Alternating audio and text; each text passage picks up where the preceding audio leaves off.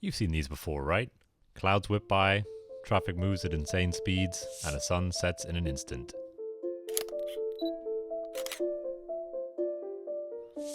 This technique is called time-lapse, and it's everywhere. The word time-lapse means time interval or time passing. It works by altering our perception of reality through film. Video plays at either 30 or 24 frames or still images every second, depending on where you live. This is just fast enough for the human eye to fail to recognize individual images, giving the illusion of movement. In standard filmmaking, scenes are captured at this rate and played back at the same rate. 1 minute of action takes 1 minute to display on screen.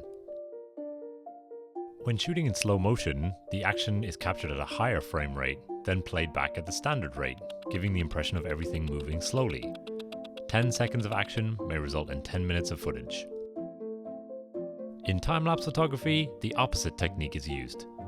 Just 1 or 2 frames are captured every second, rather than 24 or 30. When those frames are played back at normal speed, it gives the impression of things moving very quickly. 10 minutes of action may result in 10 seconds of footage.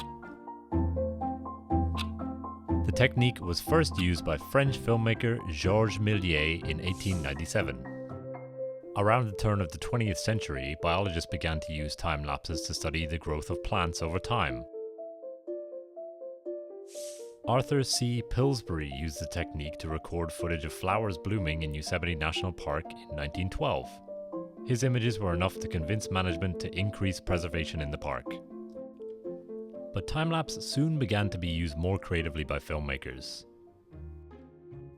In 1982, Godfrey Reggio produced Koyaanisqatsi, Life Out of Balance, an experimental film with music composed by Philip Glass.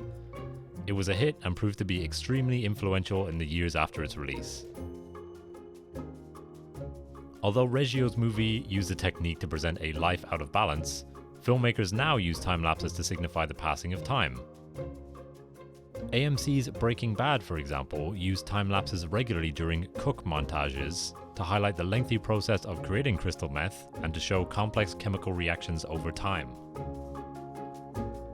But with so many devices now capable of time-lapse photography, the form has become more and more commonplace in modern media. On the other hand, we have seen some truly incredible time-lapses in recent years.